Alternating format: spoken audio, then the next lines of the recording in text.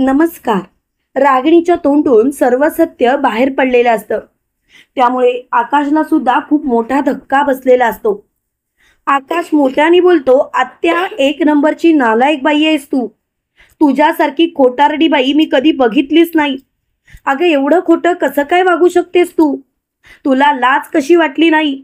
तेव्हा लगेच भूमी बोलते, पुरे, मला तर याच गोष्टीचं तुझ्यासमोर रहस्य आणायचं होतं आणि ते रहस्य आता उघड झालंय. तेव्हा लगेच आकाश बोलतो, म्हणजे भूमी, तुला हे सर्व माहिती होतं?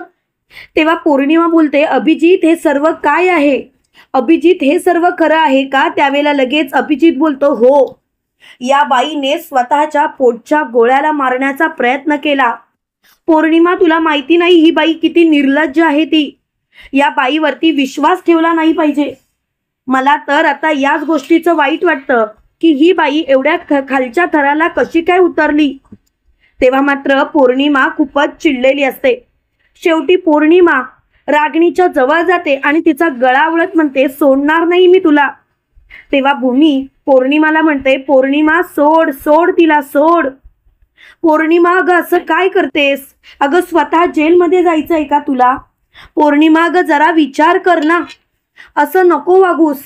तेव्हा लगेच पौर्णिमा बोलते, मला जेलमध्ये जावं लागलं ना तरी सुद्धा चालेल, पण माझ्या अभिजितला मारण्याचा प्रयत्न केला या बाईने. हिची हिंमतच कशी झाली? नाही, हिला मी सोडणार नाही. हिची लायकी मी हिला दाखवणारच. तेव्हा लगेच मोठ्यानी पौर्णिमा बोलते, भूमिताई, प्लीज तू लांब हो. भूमिताई, तू मध्ये यायचा प्रयत्न करू नकोस. तेव्हा लगेच भूमी पौर्णिमाच्या सणसणीत कानाखाली देते आणि म्हणते, भानावर ये. काय चाललंय तुझं? तुला कळतंय का? जरा विचार कर. अगं, तू असं कसं काय वागू शकतेस? अगं, तुला समजतंय की नाही? मला माझी बहीण माझ्या सोबत पाहिजे. मला तिने जेलमध्ये सडलेलं नाही आवडणार. अगं, या बाईला तर तिच्या कुकर्माची शिक्षा देणारच आहोत, पण तू मात्र असं का वागतेस? तेव्हा लगेच मानसी बोलते, खरंच आई, तुम्ही एक नंबरच्या निर्लज्ज आहात. आईपणाला काळीमा आहात तुम्ही, काळीमा. तुमच्यासारखी बाईच बघितली नाही मी. आकाश मात्र डोक्याला हात लावून बसतो आणि म्हणतो, आत्या, अगं हे काय केलंस तू? अगं, एवढं सगळं झालं तरी सुद्धा स्वतःचं तोंड बंद ठेवलंस. अगं, मला आता कळतंय तुला या घरात यायचं होतं म्हणून तू सर्व नाटकं केलीस. आत्या, मला याच गोष्टीचा त्रास होतोय, त्रास. तुला असं वागून मिळालं तरी काय? तेव्हा लगेच रागिणी बोलते, पुरे, मला आता कोणताच विषय ताणायचा नाही आहे. हा विषय जर का इथल्या इथे बंद झाला तर बरं होईल. प्लीज हा विषय इथल्या इथे बंद करा. तेव्हा मात्र रागिणी मोठमोठ्याने ओरडते, तुम्हाला सर्वांना सांगते आम्ही, माझ्या वाटेला जायचं नाही. तेव्हा लगेच मोठ्याने आकाश बोलतो, गप्पा बस.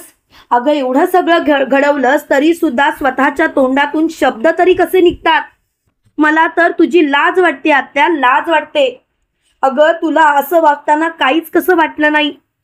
खरं सांगायचं तर आत्या, आता तरी स्वतःचा गुन्हा कबूल कर आणि पोलिसांना सरेंडर हो. मला खरंच तुमच्या या सर्व गोष्टींचा खूप त्रास व्हायला लागलाय. तेव्हा मात्र आत्या खूपच चिडलेली असते आणि ती स्वतःजवळचं पिस्तूल बाहेर काढते आणि ती सर्वांवरती धरत म्हणते, मला जेलमध्ये टाकायला तुम्ही सगळेजण खूपच उत्सुक असाल, पण मी जेलमध्ये जाईन ना तर तुमच्या सगळ्यांचा जीव घेऊन. तेव्हा मात्र आकाश बोलतो, आत्या, काय करतेस तू? हे पिस्तूल खाली घे. त्यावेळेला भूमी बोलते, काय चाललंय काय तुमचं रागिणी पटवर्धन? अहो, स्वतःला सुधारा, एक संधी द्या. आकाशने तुम्हाला संधी दिली होती, पण त्या संधीचं मात्र सोनं करता आलं नाही तुम्हाला. तुम्हाला हे सर्व असं वागून काय मिळतं रागिणी पटवर्धन? जरा तरी विचार करा. मला खरंच तुमच्या या गोष्टीचा त्रास व्हायला लागलाय. तेव्हा मात्र रागिणी खूपच चिडलेली असते. रागिणी मोठ्याने बोलते, पुरे, आता मला हा विषयच कळत नाहीये. खरं सांगायचं तर मला याच गोष्टीचा खूप राग आलाय, राग. तेव्हा मात्र मोठ्याने आकाश बोलतो, आत्या, प्लीज पिस्तूल खाली घे. त्याच्यामध्ये गोळ्या आहेत, खरोखर. तुला का कळत नाहीये? अगं, तुला कळतंय का तू काय करतेस ते? तेव्हा लगेच रागिणी बोलते, मला सर्व कळतंय आकाश. तुम्ही मला जेलमध्ये पाठवणार आहात ना, पाठवा, खुशाल पाठवा. मी जेलमध्ये जाईन सुद्धा, पण मी सगळ्यांना तुम्हाला मारून जेलमध्ये जाईन. तेव्हा भूमी बोलते, किती निर्लज्जासारख्या वागणार आहात. अहो जरा तरी विचार करा.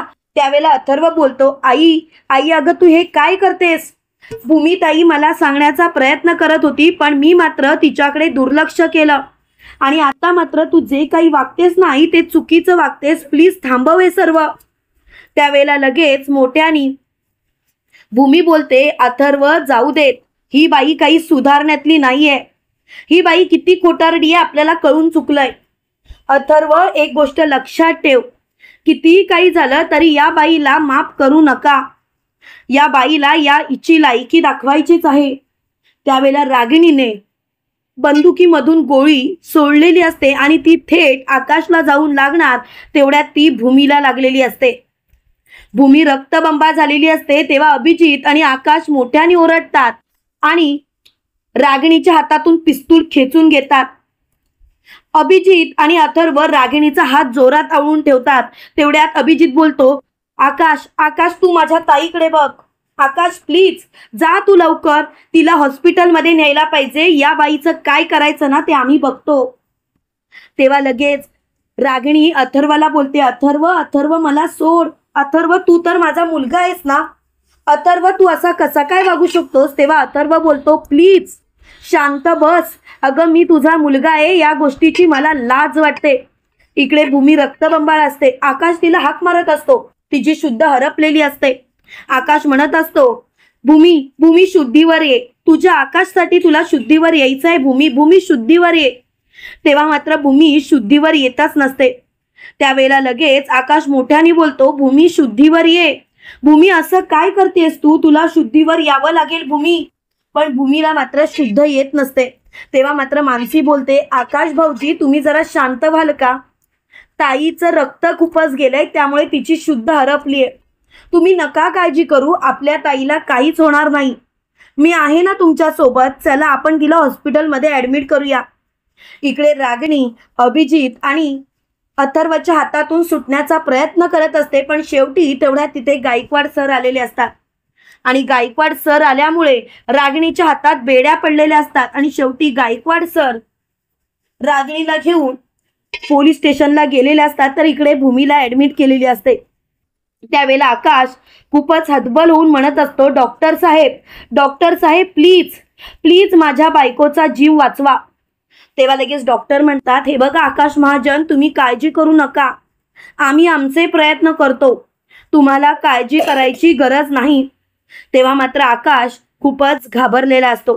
तुम्हाला काय वाटतं मित्रांनो, खरोखर भूमीला शुद्ध येईल का आणि रागिणीसारख्या बाईला कायमची जेल होईल का. कमेंट करून नक्की कळवा. आणि असेच मालिकेंचे नवनवीन अपडेट पाहण्यासाठी व्हिडिओला लाईक आणि चॅनलला सबस्क्राईब करायला विसरू नका. थँक्यू.